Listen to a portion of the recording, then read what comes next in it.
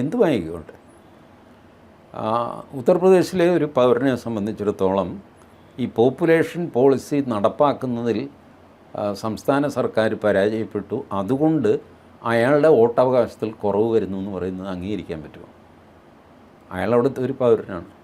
ഉത്തർപ്രദേശിൻ്റെ പ്രാതിനിധ്യം കുറയുമ്പോൾ ഇവരെല്ലാം ആരും ഒന്നും മിണ്ടിയില്ലല്ലോ. അപ്പോൾ കൂടാൻ നേരത്താണല്ലേ ഈ പരാതി, കുറയാൻ നേരത്ത് ആർക്കും പരാതിയില്ല. അത് ഉത്തർപ്രദേശിൻ്റെ അല്ലേ, അത് കുറഞ്ഞോട്ടെ, നമ്മുടെ കൂടുകയാണ്, നമ്മുടെ 18-20 ആകുകയാണ്, അതിനൊരു പരാതി ഉണ്ടായില്ല.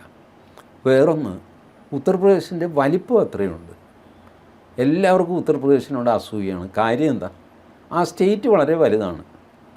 ആ സ്റ്റേറ്റ് ഒരു 4-5 കഷ്ണമാക്കിക്ക് ഈ പരാതി അങ്ങ് തീരും. ഇത്രയേ ഉള്ളൂ. വാസ്തവത്തിൽ അത് ആക്കേണ്ടിയും വരും. ദീനദയാൽജി പിന്നെ ഠേങ്കഡിജിയൊക്കെ പറഞ്ഞുകൊണ്ടിരുന്നത് ഐഡിയലി 56 സംസ്ഥാനങ്ങൾ വേണം ഭാരതത്തിൽ.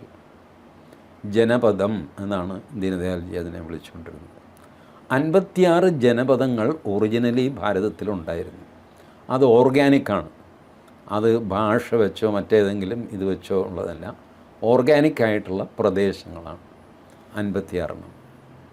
ഈ 56 ജനപദങ്ങൾ ദീനദയാൽജി പറഞ്ഞു, നിങ്ങൾ നോക്കൂ, നിങ്ങൾ തലകുത്തി മറിഞ്ഞ് അവസാനം 56 പോയി നിൽക്കും. അയ്യോ, 56 സംസ്ഥാനമോ, എന്താ ദീനദയാൽജി? ദീനദയാൽജി പറഞ്ഞു, ഞാൻ പറയുന്നത് നിങ്ങൾ കേൾക്കണം, നിങ്ങൾക്കിത് ചെയ്യേണ്ടി വരും, നാളെ ഒരു ദിവസം ഇത് ചെയ്യേണ്ടി വരും, ഇപ്പം തന്നെ ചെയ്യുന്നതാണ് അതിൻ്റെ ഭംഗി. വെച്ചാൽ ഭാരതം ഒന്നാണ്. നമ്മളുടെ ഭരണ സൗകര്യത്തിന് വേണ്ടിയിട്ട് നമ്മൾ ഇത് സംസ്ഥാനങ്ങളായിട്ട് വിഭജിക്കുന്നു. അത് 56 ആയാലെന്താ, കുറച്ചുകൂടെ കൺട്രോൾ ഉണ്ടാകും. ഇപ്പോൾ യു പി മുഖ്യമന്ത്രിക്ക് യു പിയിൽ ഒരറ്റം മുതൽ മറ്റേ അറ്റം മുതൽ ഹെലികോപ്റ്ററിൽ പോകാൻ പറ്റുള്ളൂ. അതാണ്. എത്ര യാത്ര ചെയ്യും ഒരു മനുഷ്യൻ ഹെലികോപ്റ്ററിൽ? It is impossible. എന്നിട്ടും ഉത്തരാഖണ്ഡ് കൊടുത്തു, ഇവിടെ ബീഹാറിൽ നിന്നെടുത്ത് ജാർഖണ്ഡ് കൊടുത്തു, അങ്ങനെയൊക്കെ കൊടുത്തെങ്കിലും ഭീമാകാരമായ വലിപ്പമാണ് ഈ സംസ്ഥാനങ്ങൾക്കൊക്കെ. അപ്പോൾ വലിപ്പമുള്ള സംസ്ഥാനങ്ങൾക്ക് കൂടുതൽ MP എന്ന് പറഞ്ഞിട്ട് ചെറിയ സംസ്ഥാനം ബഹളം വയ്ക്കുന്നു.